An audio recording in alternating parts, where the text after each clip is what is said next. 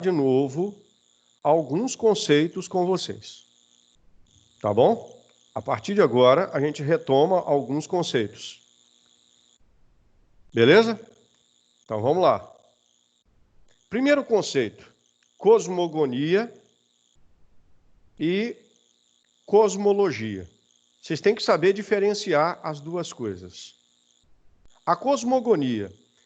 Lembra que eu disse para vocês que o mito dá resposta aos problemas? A resposta do mito é uma resposta cosmogônica. O que seria essa resposta cosmogônica? A cosmogonia é uma resposta baseada em fantasia, imaginação, ficção, magia, ausência de história, oralidade e crença. Então, os gregos deram essa resposta, e essa resposta é uma resposta mitológica ou cosmogônica. Por que cosmogônica? Porque os gregos tinham o hábito de pegar uma força da natureza, dar a ela uma forma humana, que nós chamamos de antropomorfismo. Uma vez dada essa forma humana, os gregos atribuíam a elas aquelas características de imaginação, fantasia, magia, ficção, tá? E a partir daí passavam a responder os problemas. Então isso é uma cosmogonia, ou uma resposta mitológica, uma resposta cosmogônica. Nós vimos também que num dado momento da história da Grécia, estas respostas passaram a não mais satisfazer aos gregos, o que fez com que os gregos buscassem uma outra forma de responder aos problemas. E que forma é esta? É a resposta cosmológica. Contrário da cosmogonia, a cosmologia era fundamentada na razão, na fundamentação, em provas, na racionalidade, na lógica, na história, na escrita, na crítica. Então, baseado nesses fundamentos, os gregos passaram a responder aos problemas de maneira cosmológica. Então, a partir de agora, nós entramos na cosmologia. A partir de agora, vamos ao domínio cosmológico. O que nos pede que a gente também defina para vocês e diferencie filosofia socrática e pré-socrática. Tá? A filosofia socrática,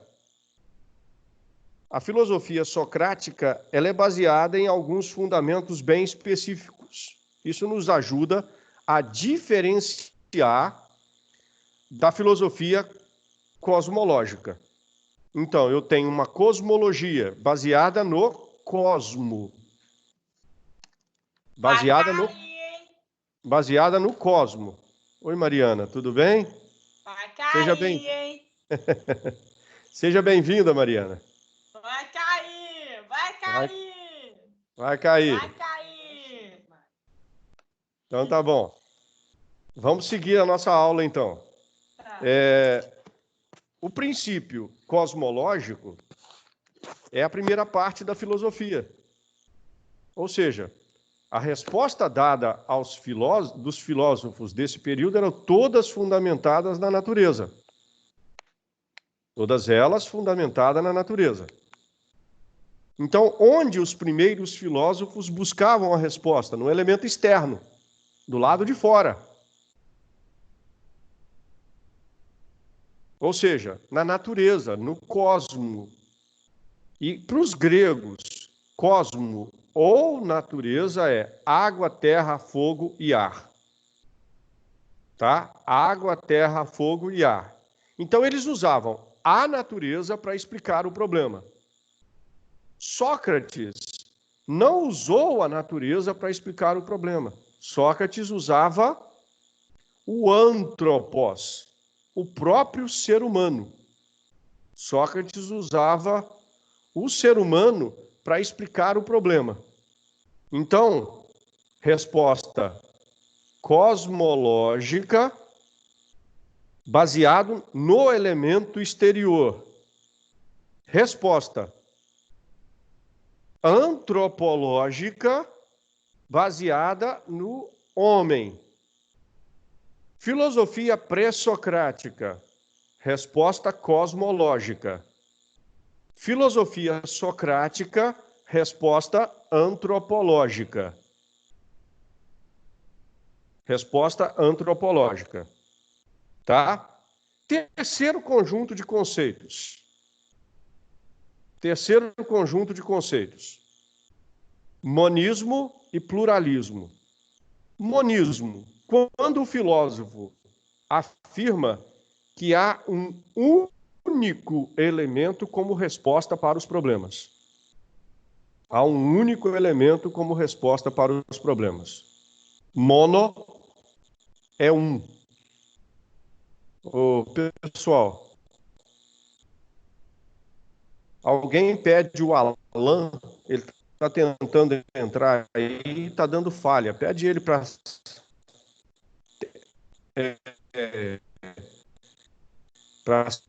sair aí, reiniciar a máquina dele.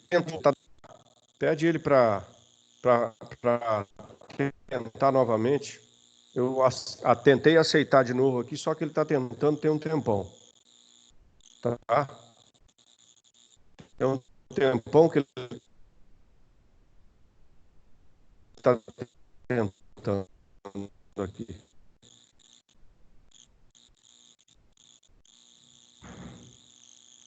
Bom, quando só uma resposta.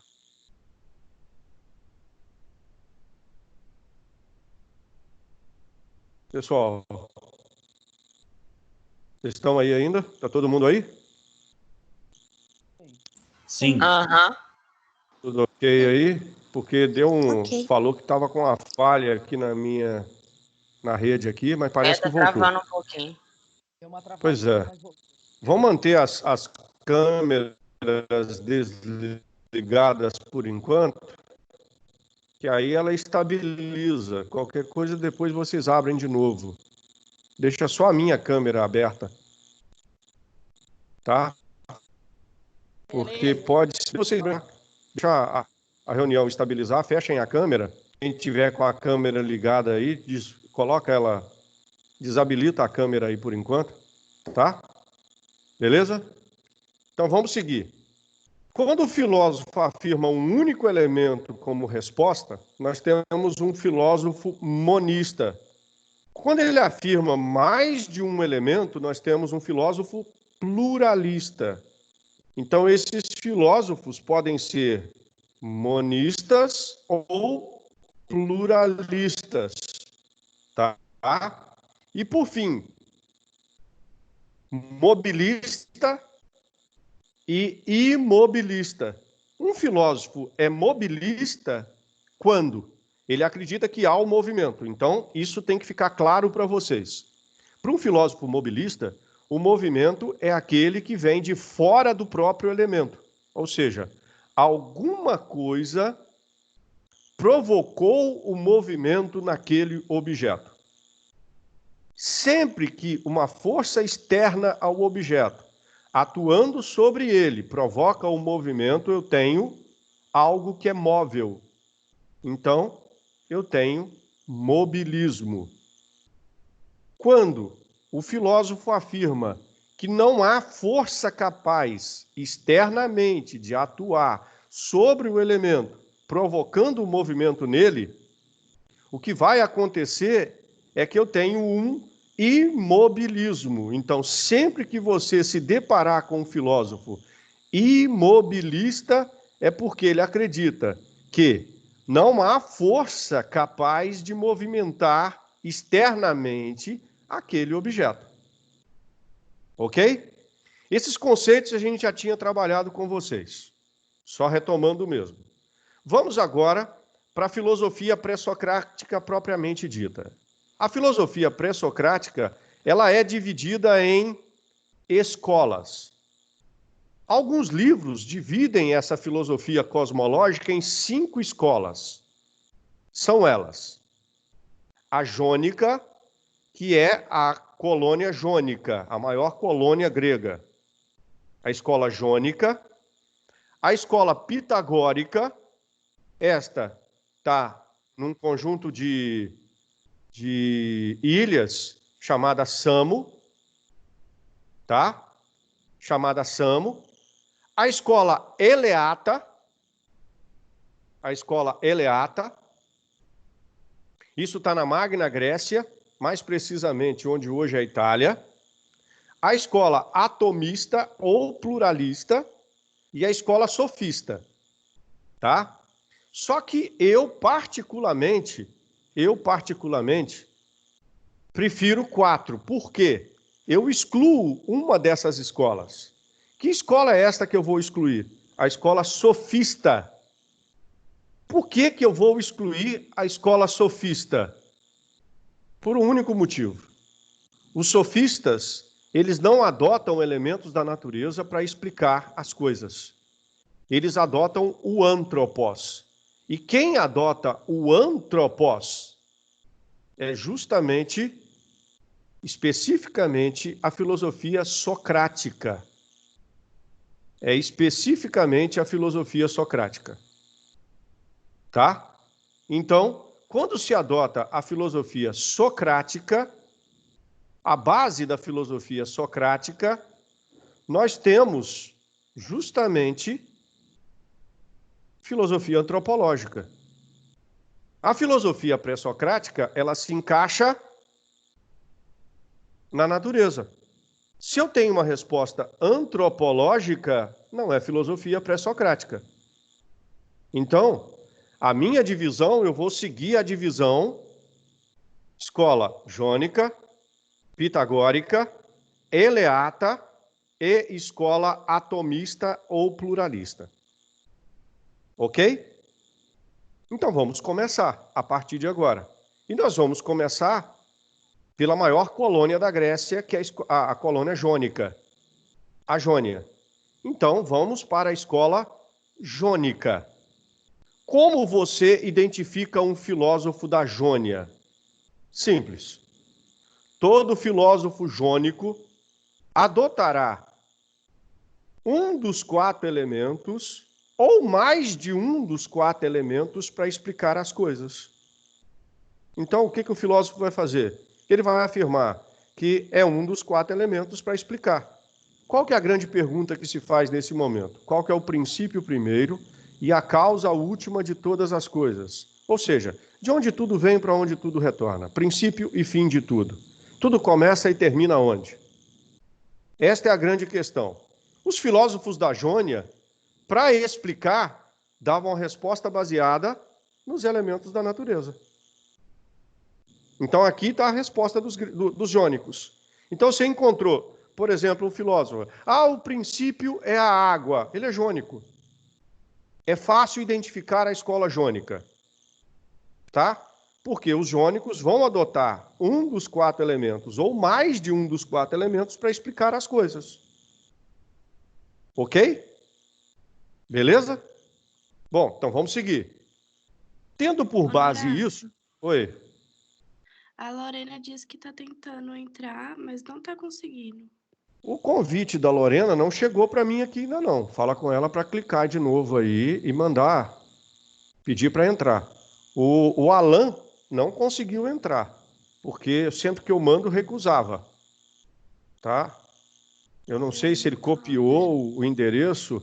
Lá no Zap, basta apenas você clicar em cima, que já vai abrir a página. Fala com eles aí para clicar no link, vai abrir a página e eles a primeira caixa de diálogo eles cancelam e entra via web, dá certinho. Tá? Deixa eu seguir aqui então. Então vamos para a escola jônica.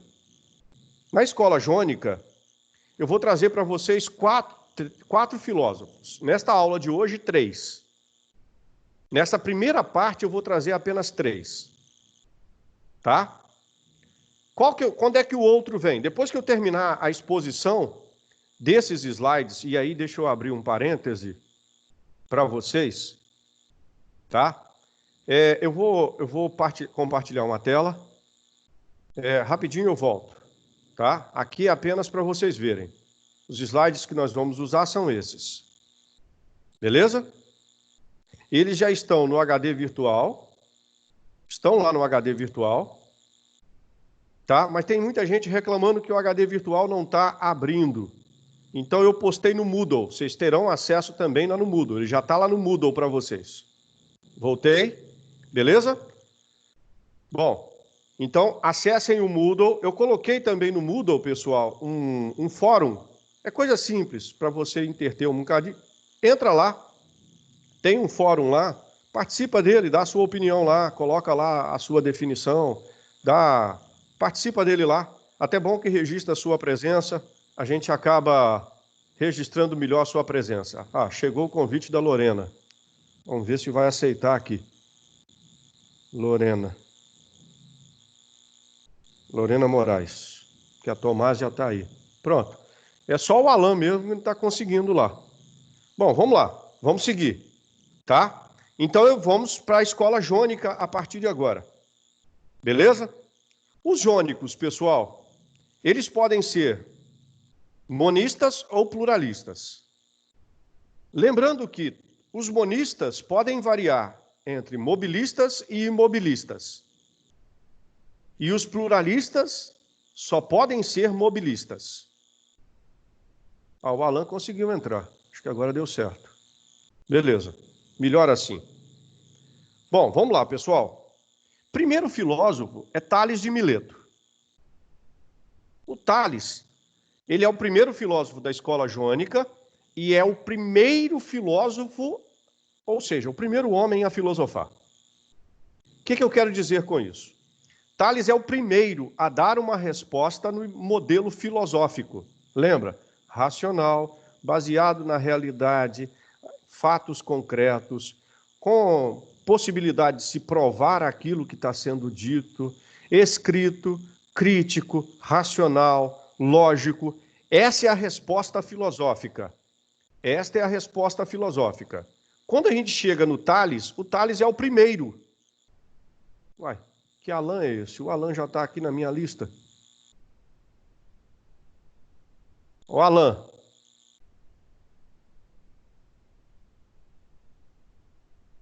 Tem 2 Alans na sala? Tem 2 Alans aí agora. Quem é o verdadeiro? Abre o microfone para mim, o Alan Campos. Oi, professor, é porque o meu tá muito travado. Tá, mas você entrou 2 vezes. Sim, é porque tava dando que tava desconectado. Eu tive Então eu que vou reconectar. remover o segundo Alan aqui, tá? Tá. Pronto. O primeiro Alan ficou. Ótimo. Você continua aí, não continua? Continuo. Então, beleza. Vamos seguir no Tales de Mileto. Então, o Tales é o primeiro filósofo. Ou seja, é o primeiro cara a dar uma resposta nos moldes da filosofia. Tanto que a gente chama o Tales de pai da filosofia. Tá? Bom, então vamos lá. Que resposta o Tales deu? Ao ser perguntado sobre a origem de todas as coisas, a arqué, o princípio de tudo, Tales disse que o elemento, para ser a origem de tudo, tem que ter as seguintes características. Primeira, ele tem que ser imóvel. Isso significa que o elemento dele pode ter movimento, mas ele, o elemento, tem que ser a causa do próprio movimento. Segundo, tem que ser imutável, porque aquilo que muda deixa de ser. E se deixa de ser, não é mais. Então, ele tem que ser imutável, ele não muda. Terceiro, ele tem que ser eterno. Então, ele é para sempre. Ele vai ser sempre aquilo e para sempre ele vai ser aquilo. E quarto, ele tem que estar em tudo. Ele está presente em todas as coisas. Tudo tem aquilo. Na presença daquele elemento, tudo existe. Na ausência dele, tudo morre. Princípio e fim de tudo. Para o Tales, a água é o elemento originário de tudo. Tudo começa na água, tudo se encerra na água. Por quê? A água é imóvel. Mas a água tem movimento. Ela, a água, é a causa do próprio movimento. Ela é imutável. A água muda. Não. A água é sempre água. O que muda é o estado em que ela se encontra. Ou seja, a água consegue passar do líquido para o gasoso, do gasoso para o líquido, do líquido para o sólido, do sólido para o líquido. Ou seja, o que muda não é a água. Em qualquer estado que a água se encontrar, ela é água. O que muda é o estado em que ela se encontra, mas a água não muda. Terceiro, a água é eterna. Tá? Ou seja, na presença da água, tudo existe. A água dá origem a todas as coisas. A água está presente em tudo. Tudo tem água. E na ausência da água, tudo morre. Como é que o Tales chegou a essa conclusão? Observando as coisas. Vendo que na presença da umidade, a terra fica verde. A terra, há um relato que o Tales ele teve no Egito, e ele conheceu o Egito no período da vazante e no período da cheia. E ele viu o deserto virar um jardim. Então, o Tales tira as conclusões de observações concretas. Ele não está pedindo a você para acreditar nele. Ele está te dizendo simplesmente uma coisa. Ó, presta atenção. As coisas que existem podem ser provadas porque existem. E a água, quando ele afirma que a água é o princípio de tudo, ele tem como, na prática, na observação concreta, mostrar para você. Então essa é a resposta do Tales. Tudo é água. Tudo começa na água. Tudo se encerra na água. Ok? Beleza?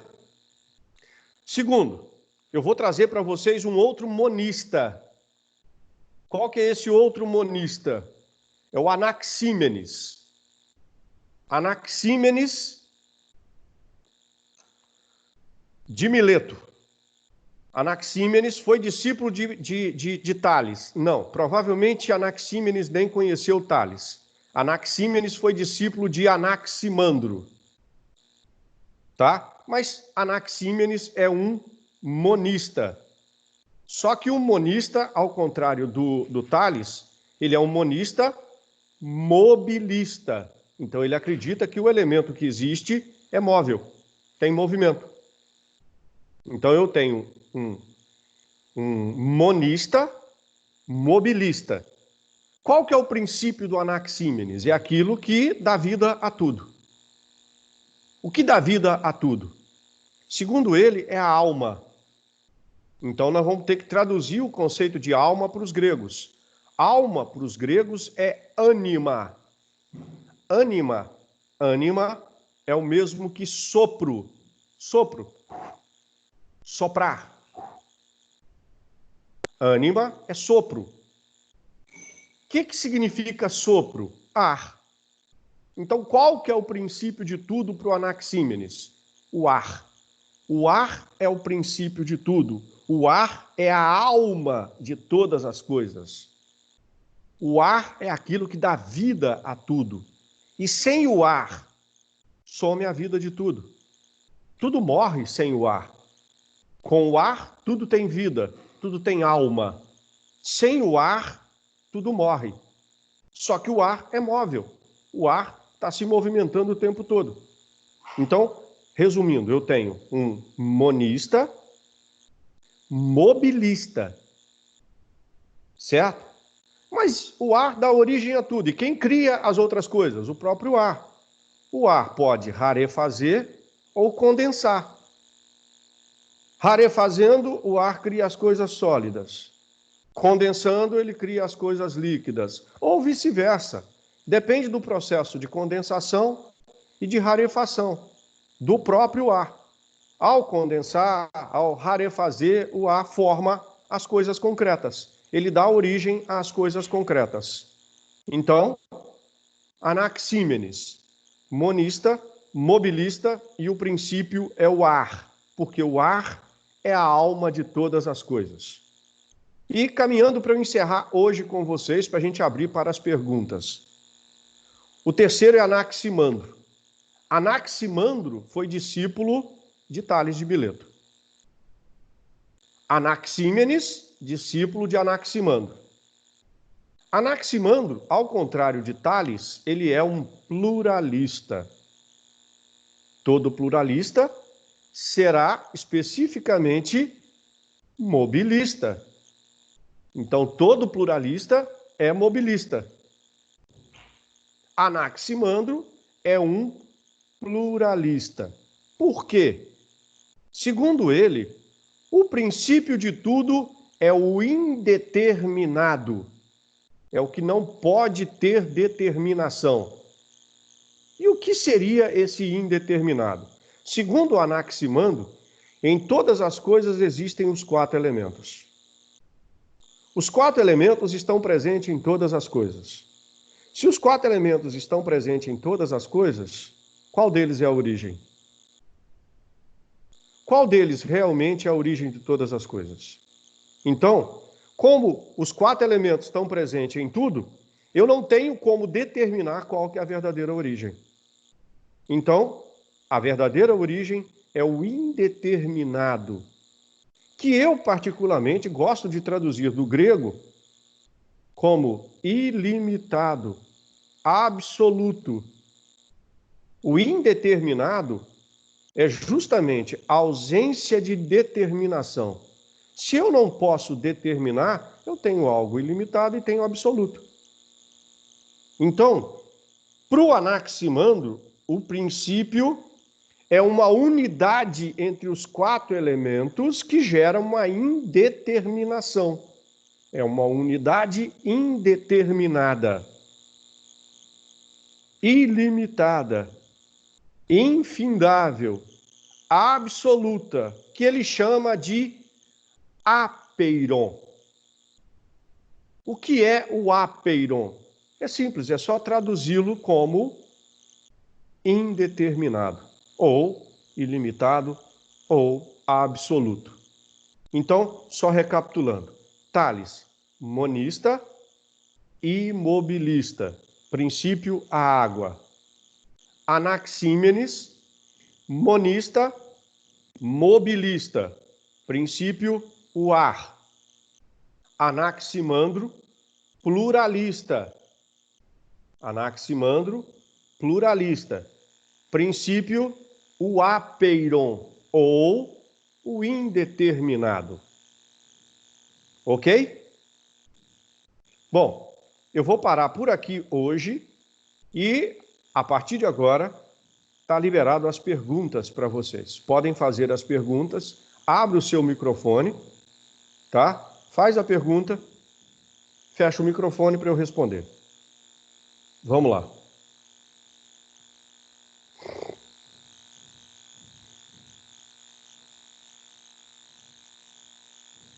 Alguma pergunta, pessoal?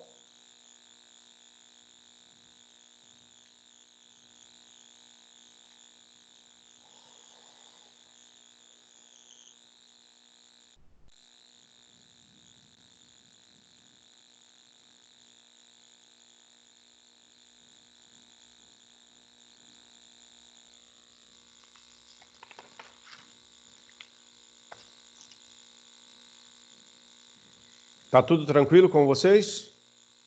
Tudo beleza? Nenhuma dúvida aí? Não. Todo mundo captou bem o que foi transmitido hoje?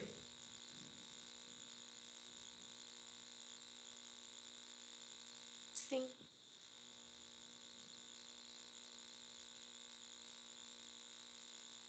Bom, pessoal, enquanto vocês analisam aí, só lembrando, tá? O material desta aula de hoje já está no HD Virtual 2, tá? Mas como tem muita gente reclamando que às vezes o HD não está funcionando, no Moodle, lá na pasta do primeiro ano, que lá está dividido em série, tá? Vocês encontrarão o link para esses slides de hoje, tá? Então vocês poderão acessar, baixar lá a partir de hoje lá no Moodle também, eu já coloquei lá, já disponibilizei, tá? A aula de Sociologia também já está lá, viu, pessoal? Beleza? Então tem lá o primeiro ano de Sociologia, você vai abrir, você vai encontrar a aula. E eu coloquei para vocês, é interessante vocês entrarem no Moodle, porque ajuda a registrar uma certa presença de vocês, tá? A gente vai ter que comprovar um certo número de aulas, um certo número de horas. Então, se você entra no Moodle, o Moodle, ele registra automaticamente sua presença. E vai registrar, inclusive, o tempo que você ficou presente lá. Então, eu coloquei um fórum lá, justamente para você entrar lá e se posicionar e fica um pouquinho lá, tá? Acessa os slides, dá uma lida nos slides lá dentro do Moodle mesmo. Eu coloquei para abrir sempre em uma outra janela, porque aí você não precisa fechar o Moodle para fazer a leitura, tá? Você pode clicar, abre numa outra janela, continua um pouquinho com o Moodle aberto, faz a leitura dos slides, vê se tem alguma dúvida, e logo em seguida você acessa também o fórum lá, é tipo um fórum que eu coloquei uma questão, participa lá, dá a sua opinião, tá? Que aí a sua presença fica registrada lá. Beleza? Ok? Então o material no Moodle, acessem lá e participem do fórum. Dá a opinião de vocês lá sobre o que eu pedi lá.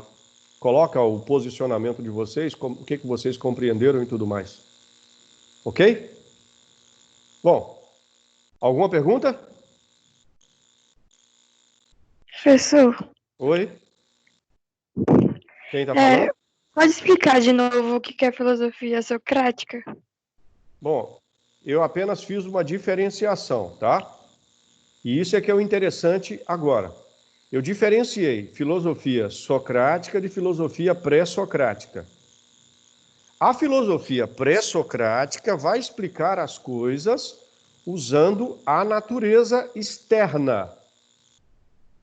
Então, os pré-socráticos se dirigem ao exterior e buscam a resposta lá fora. Ok? Natureza. Cosmologia. Sócrates vai responder usando uma antropologia. Então, Sócrates busca a resposta onde?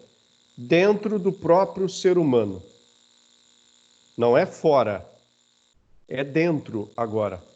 A resposta vem de dentro para fora. Nos pré-socráticos, a resposta vinha de fora para dentro. A partir de agora, a partir do Sócrates, a resposta vem de dentro para fora. Cosmologia, antropologia, filosofia pré-socrática, filosofia socrática. Entendido? Entendi, obrigada. Nada. Mais alguma pergunta? Então eu quero agradecer a presença de todos vocês, tá? Muito obrigado pela presença de vocês. Até a próxima semana. Bom recreio, tá bom? Próxima aula nós estamos de volta aí. Obrigado. Um abraço.